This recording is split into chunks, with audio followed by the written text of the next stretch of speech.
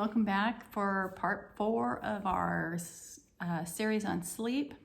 I'm Linda. I'm a naturopathic doctor, and I've been helping people restore their health for over 11 years.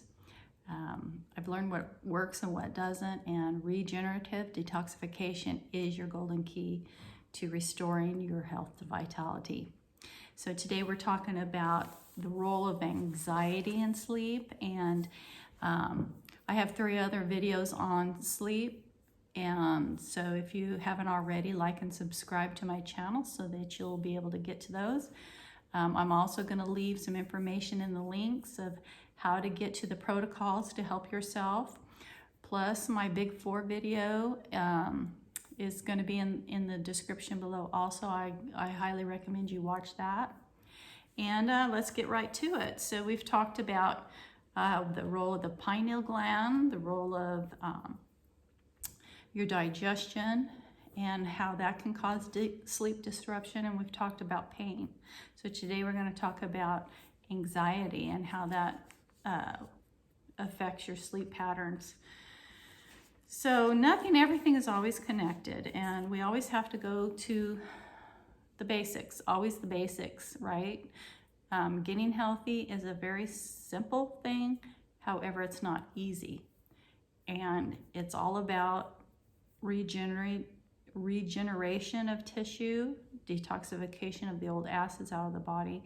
And we do that by cleaning up the diet and eating alkaline forming foods, which are your fruits and your vegetables.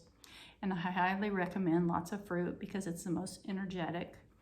And we'll talk about today we're talking about anxiety, which is highly connected to your adrenal glands, and they're also involved in sugar metabolism. So if you're having a problem with stress, there's a good chance that you're probably having a problem with sugar metabolism too, because it's the same gland that's involved in that. So eating right, allowing the body to alkalize, rest. When we're alkalized and we're not fighting acids, which are very constricting and tightening and corroding and breaking down, you feel stressed and uptight and your nervous system is on edge. Well, as we alkalize our bodies and we get rid of these toxic wastes, which is go through your lymphatic system,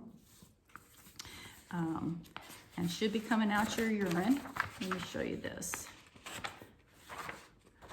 You should have white sediment at the bottom of your urine, okay? That shows that your lymphatic system is draining. Now, if you go to the doctor and you have that, they'll say you have an infection. It's not true. If you, so be very careful and wary of that. If you are in the process of doing a detoxification and you go into the doctor and they say you have too many white blood cells, well, you don't have a infection. What's happening is your lymphatic system, which is involved in your immune response, is just draining, and it's coming out your kidneys. So of course, as that drains and those white blood cells are coming out, they're gonna think you have an infection when you don't. So they could actually hurt you by giving you antibiotics, because you already, all this stuff is all stirred up now. You know, it's not hardened and in there, and we got it stirred up and we're trying to clean it out. So actually taking antibiotics could actually harm you at that point. Well, it does anyway, because antibiotics means anti-life, and it's not only killing what they call germs or microbes, okay, it's actually hurting your own also. So it's killing what they would consider the bad guys and the good guys, okay? But you have to understand that you won't have the bad guys unless you are not taking care of the terrain of your body, and there's nothing for them to feed on. If your terrain is healthy, there's nothing for the bad guys to feed on. So that's another reason. So anyway, we're talking about the adrenal glands. This is our four-point video on sleep, and today it's about anxiety and sleep and the connection between your adrenal glands. Now, here's the connection. Why do you think adrenal glands sit on top of the kidneys? Okay, your adrenal glands are these little, they're like almond, about the size of an almond. They sit on top of the kidneys. They are connected to your thyroid. They give you energy, they give you fight or flight. And what happens is when we're in so much stress, after a while, these things, they just don't shut down. Okay, so they're putting out all this fight or flight chemicals into your body, and you're always on edge. Okay, and other things that the adrenal glands do is they're involved in your immune system. They're involved in anti-inflammatory, and so when you are given steroids to reduce inflammation in your body, you're actually harming your adrenal glands. So medicines almost always are harmful. If you go to Mayo Clinic and you do a search of your medicines and find out what the effects of those are on your body, and then go into the secondary effects also, and look and see what these symptoms, and the things that could be causing you. Why not just get healthy? We spend so much time going to a doctor and trying to get rid of symptoms, and your body just needs to heal. You need to heal, and you need to heal your emotions, and your adrenal glands are part of actually healing your emotions. We're all connected with everything too. So your adrenal glands create hormones.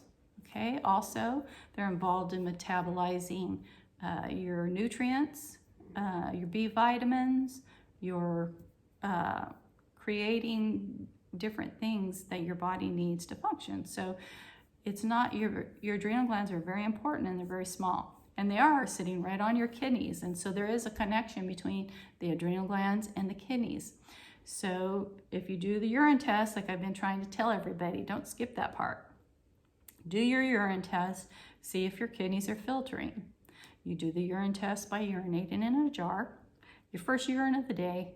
Let it set for about a day and a half. Go back, look to see how much sediment is at the bottom. If you don't see any sediment, then you're in trouble. Your lymphatic system is backed up, you're full of acids, you're in pain, you're having all kinds of issues. Tissue is breaking down, you're all stiff and tight, and you've got all kinds of things going on. You have to get the acids out, and that's what happens. So the only way to do that is to eat right and get on your alkaline diet. So we're going to talk about how that affects your sleep. So obviously everything works together. And when we have high anxiety, we are also low in melatonin. So we had talked about the pineal gland. That was my first video on sleep, was the pineal gland. And the pineal gland is what creates melatonin so that you can sleep. And melatonin is a great antioxidant. And we heal, and our bodies repair while we're sleeping. So if we're not sleeping well, everything connects and kicks back. So studies at the University of Toronto in Ontario, Canada, they discovered that low melatonin and high cortisol rates were found to be in depressed people. So if you have a problem with depression, you might have low melatonin, your pineal gland might not be functioning correctly. You might have high cortisol, which means that your stress hormone is overactive, that's your adrenal glands. That'll cause elevated blood pressure and all kinds of things. So now on the other hand, elevated melatonin, you could have elevated melatonin, and that would be what people are talking about, bipolar disease, okay? So that's what they say, that you have high melatonin when you're in the mania state, okay? And you have elevated cortisol at that time too. So our adrenals are involved in our stress response, our fight or flight. So if you're not able to relax, or if your circadian rhythm is off, then you're not going to sleep well. You're going to wake up in the middle of the night, all kinds of things. Your cortisol should be the highest in the morning when you wake up. Wake up feeling good, ready to get going with the day. Starting to slow down at night, right? So at night you want to start winding down, darkening things. You don't want to have lights on in your room when you're sleeping. You want no internet. Turn off your internet. Don't have your phone right next to you. Those kinds of things. Those are all disruptive because, as we talked about on our first video, your pineal gland has little crystals on it, and they're like receptors. So we need to be able to turn away from all the outside influences of that so that the body can have homeostasis. And another way, as we mentioned before, you can get that back in order is to walk barefoot on the earth. That's called grounding. When you walk barefoot, it helps the energy from the earth. It goes up into the body and it brings you about homeostasis. So doing that's good for you. There are a couple of herbs that are really good for high stress: schizandra and ashwagandha.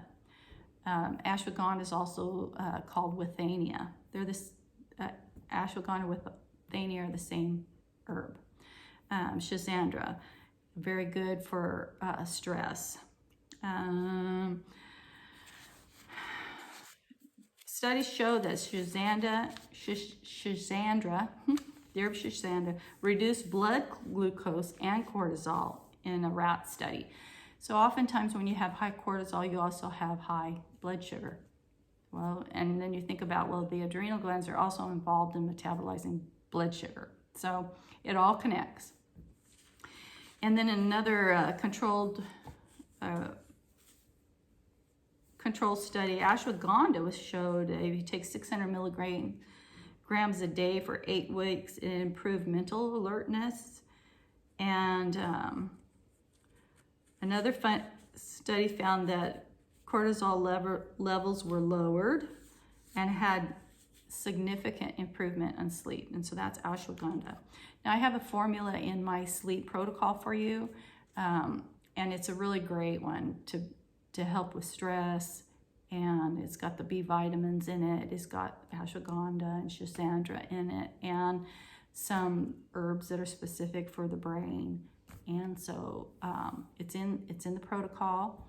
Okay, so I have protocol for all the 4 areas that we talked about in sleep. So you need to watch the videos, look at the descriptions, decide which one works for you or which one you think is what fits your needs. And a lot of you will need all of them. And that's just the truth, because one thing feeds off the other. But hopefully if you follow my protocols and you do what I'm telling you, your body's you're gonna heal, and you won't have to be on these things forever. So if you don't alkalize your body and open up that channel, that lymphatic system though, what you're gonna find is you'll be forever on herbs. You'll be forever taking supplements, and you won't heal. It will make you feel better. You will feel better. It will help you. However, the tissue will not regenerate because you still have all those acids in there. So we have to get them out. But strengthening your adrenal glands will also help the kidneys, because as I showed you, they sit on top of the kidneys and are intimately connected. So if you're not filtering, you have to also think about how is the adrenal glands working, okay?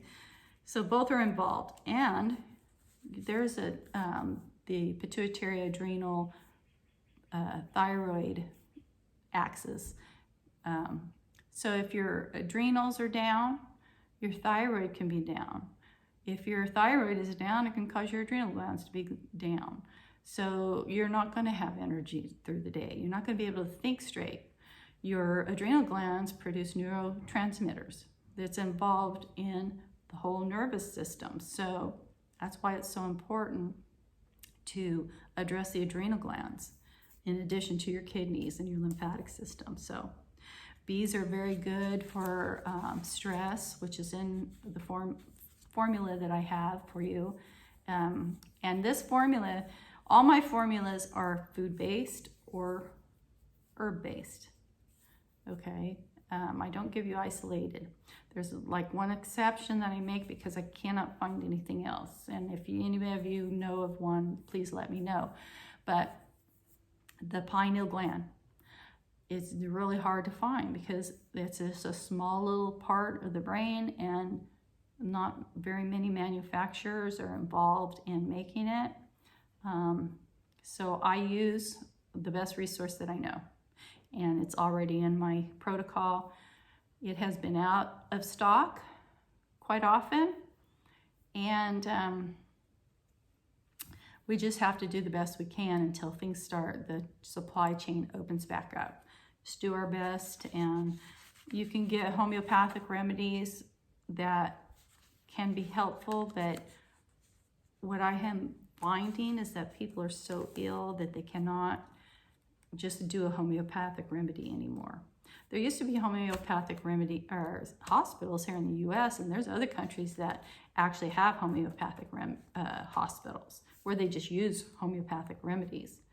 And a homeopathic remedy is extremely safe. But I'm finding that people are have been so broken down through genetics and through our food system that they're too ill. So they need to start with some glandulars and some herbs. So your bees are involved in your stress response. So that's pretty much what I have for you today. You got to deal with your stress and, bring all your problems to the Lord, because He will guide and direct you and help you and heal your heart, because that's part of it too.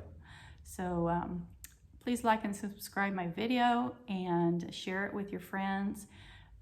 All the links will be in description below for the protocol for the sleep.